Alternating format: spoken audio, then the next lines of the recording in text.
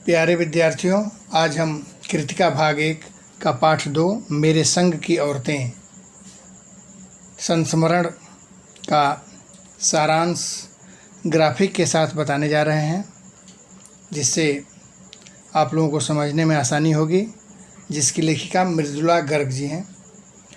तो सबसे पहले हम मृदुला गर्ग जी के विषय में संक्षेप में बताना चाहता हूँ। मृदुला गर्ग का जन्म कोलकाता में 1938 में हुआ। उन्होंने दिल्ली विश्वविद्यालय से एमए अर्थशास्त्र किया। भारत के विभिन्न शहरों में रहने के बाद 1974 से दिल्ली में रहकर स्वतंत्र लेखन का कार्य कर रही हैं। प्रमुख कृतियाँ, उनके कुछ कृतियों के नाम हम बताना चाहेंगे। उपन्यास, उनके प्रमुख उपन्यास है उसके हिस्से की धूप, अनित्य, चितकोबरा, कठगुलाब, उपन्यास संगत विसंगत,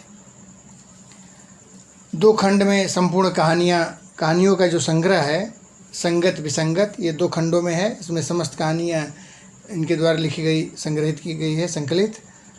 इसके बाद निबंध संग्रह भी इनके हैं, रंग ढंग, चुकते नहीं सवाल, ये इनके निबंध संग्रह है। इस तरह से इन्होंने बहुत सी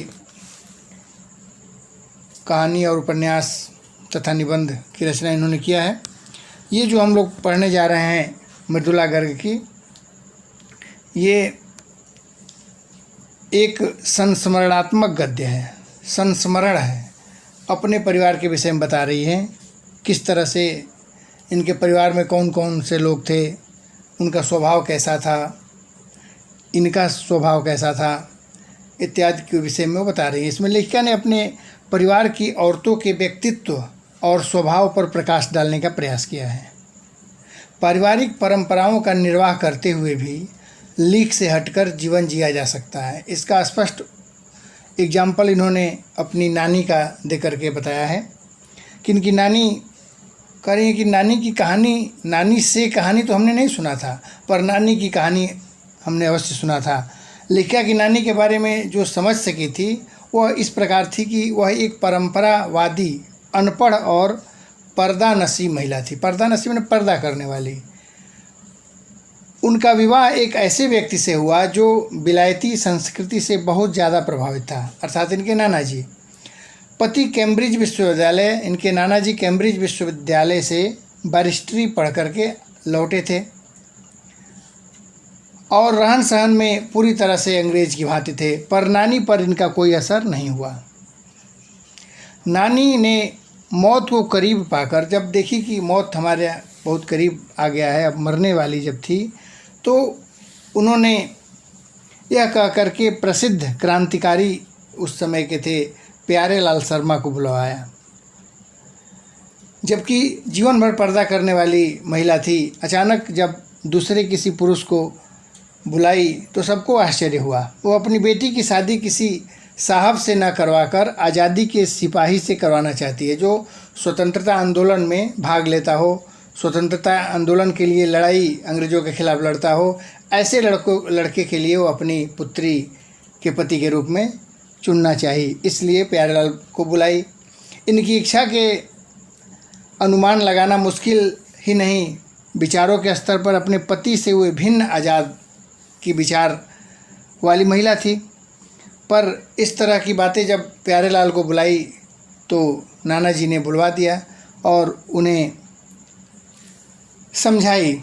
आज़ादी के आंदोलन में सक्रिय रहने के कारण उन्हें आईसीएस की परीक्षा में बैठने से रोक दिया गया, जिसको पति के रूप में चुनी अपनी पुत्री के विवाह के लिए।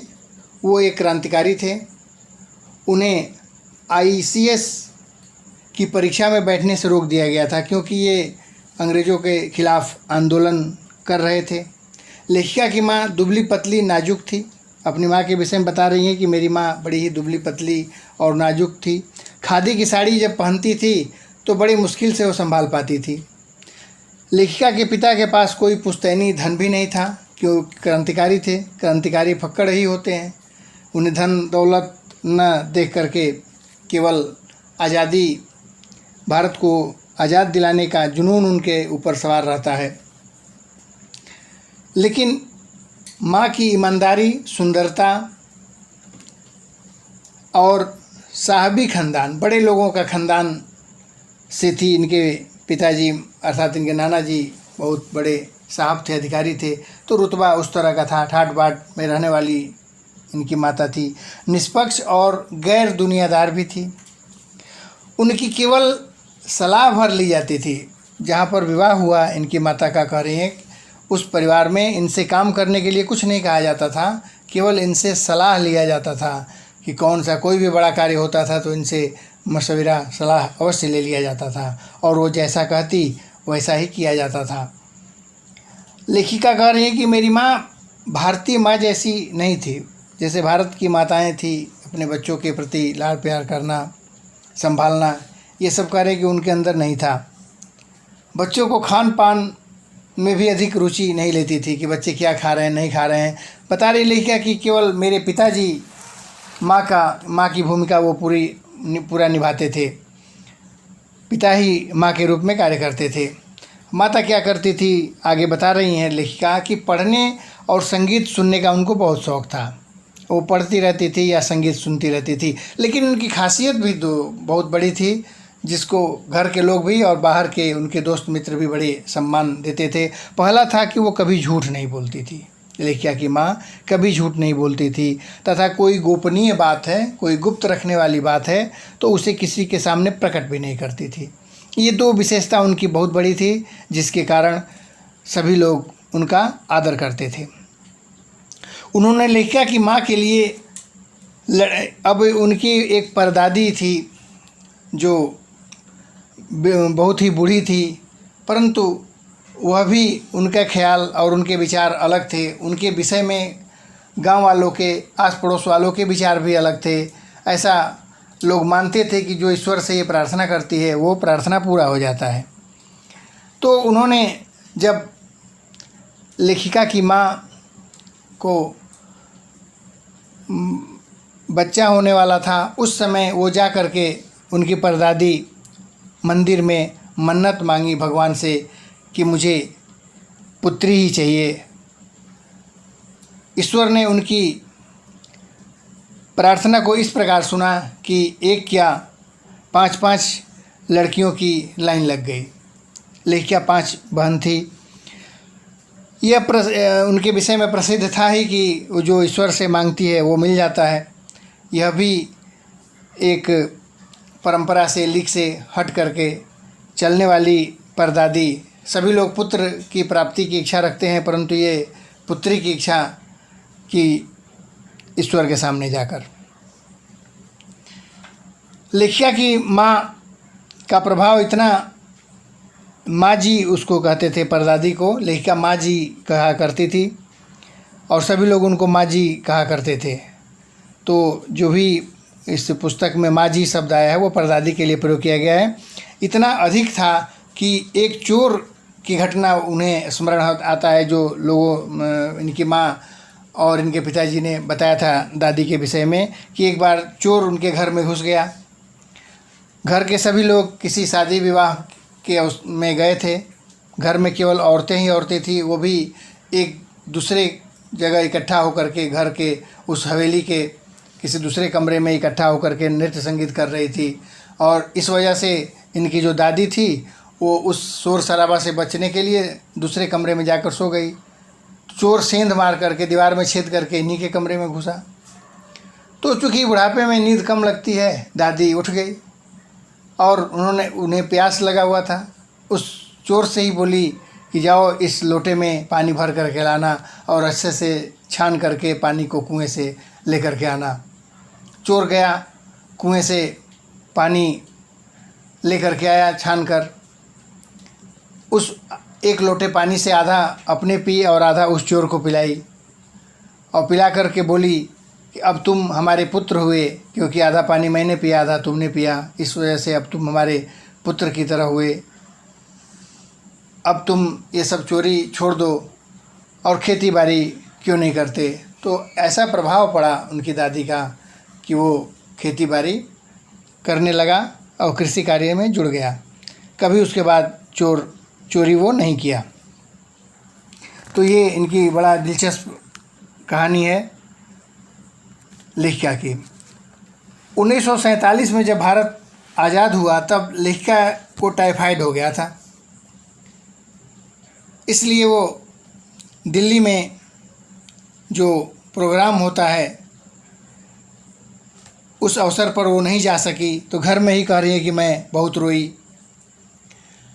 केवल पिताजी घर में थे, तो पिताजी ने इन्हें ला करके ब्रदर्स करामजो नामक उपन्यास पढ़ने के लिए पकड़ा दिया। ब्रदर्स करामजो, उस उपन्यास को कह रही कि मैंने कई बार पढ़ा, समझा भी, परंतु उसमें जो अच्छी बातें उनको समझ में आया, वो उपन्यास इस बात पर लिखा हुआ था कि बच्चों पर अत्याचारों की गाथाएं उसमें लिखी हुई थी। कठगुलाब जैसे उपन्यास के कई अंश भी इसका प्रभाव दिखाई पड़ता है। कठगुलाब, जादू का कालीन, मेरा नाटक नहीं, 3 किलो की छोरी आदि उपन्यास भी इन्होंने पढ़ा था, इसका भी प्रभाव इनके ऊपर पड़ा। आगे लेखिका कह रही हैं कि परदादी ने जिसके लिए मन्नत मांगी थी, कह रही हैं पहली पुत्री के लिए मन्नत मांगी थी, परंतु कह रही है कि मैं वो पहली पुत्री नहीं थी, वो मेरी बड़ी बहन थी, मैं दूसरे नंबर पर थी। और इस तरह से 5 बहनें हुई और छठा मेरा भाई हुआ जिसका नाम राजीव था। चारों बहनों में लड़की होने की कोई हीन भावना नहीं थी। चारों बहनों ने लीक पर चलने से इनकार कर दिया। दूसरे नंबर पर लेखिका थी। लेखिका से छोटी बहन का घर का नाम गौरी और बाहर का चित्रा था।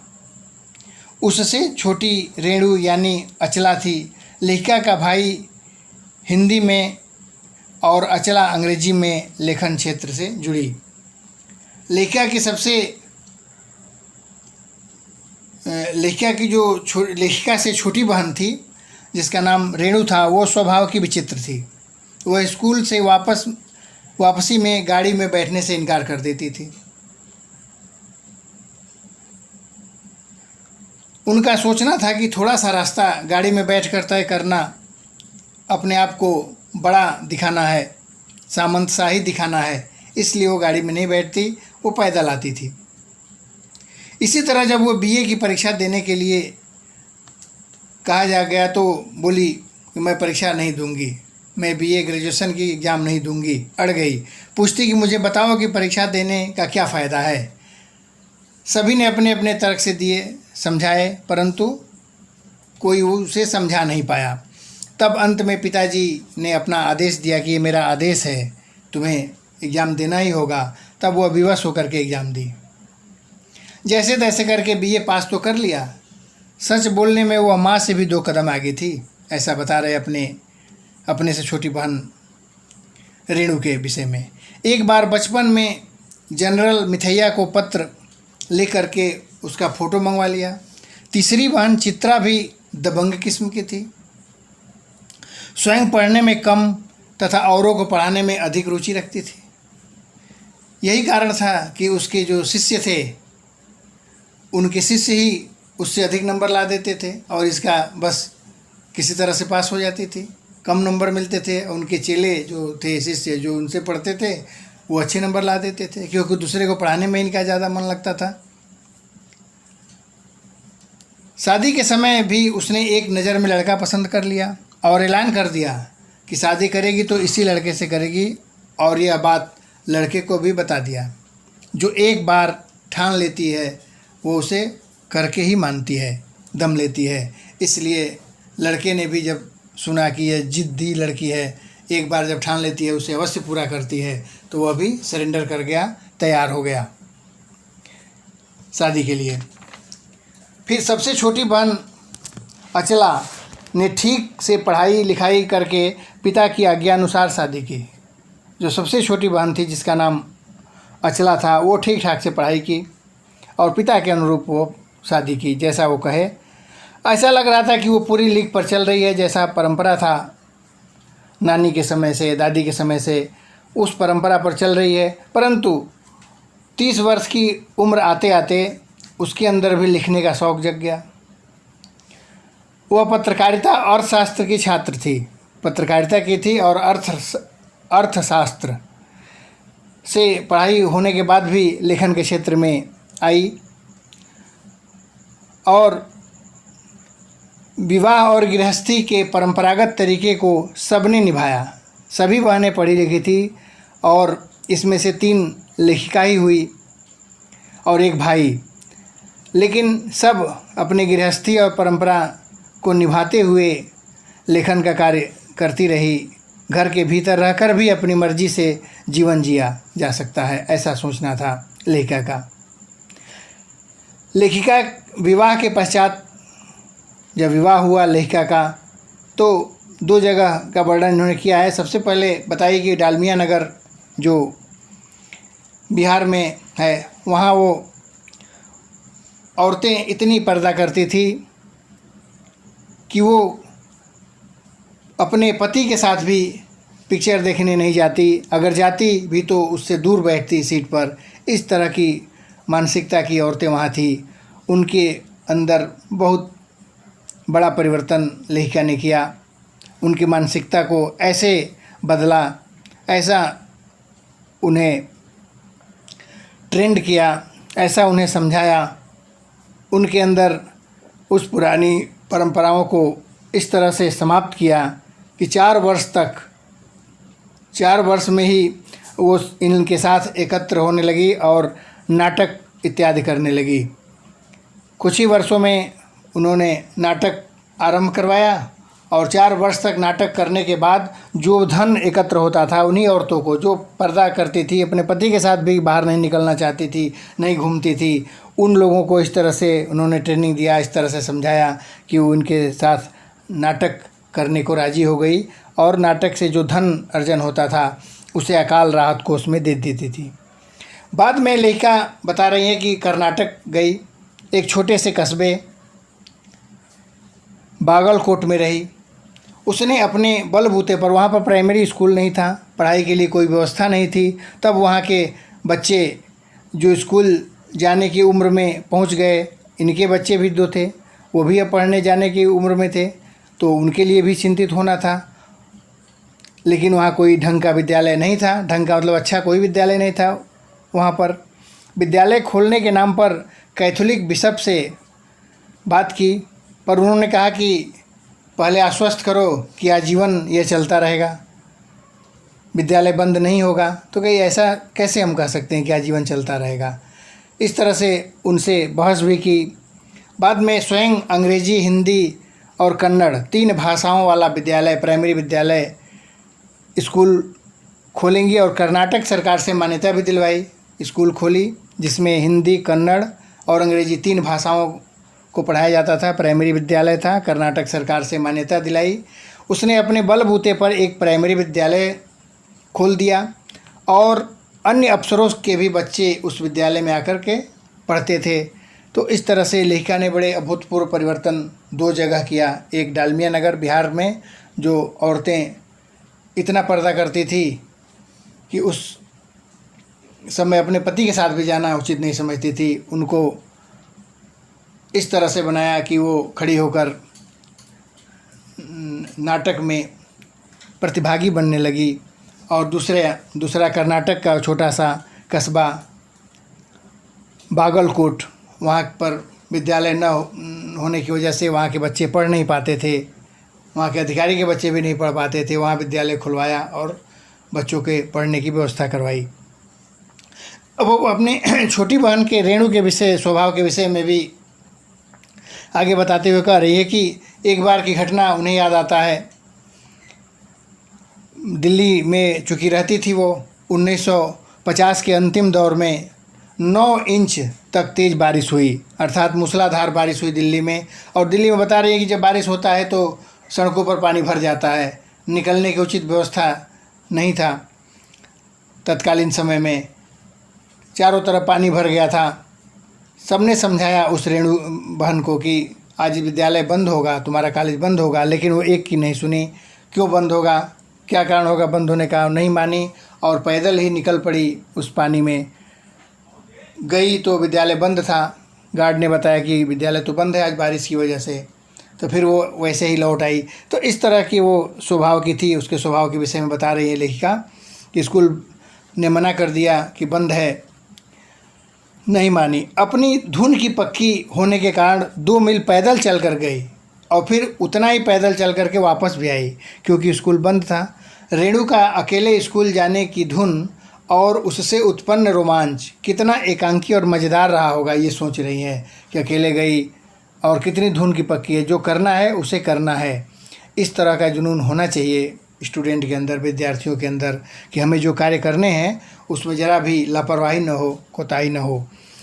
ऐसा करते हुए वो अपने से छोटी बहन रेणु के विषय में बता रही है। तो इस प्रकार इस कहानी में, इस संस्मरण में अपने नानी, अपनी माँ, पिताजी, परदादी और 4 बहनों समेत एक भाई के विषय में बताई।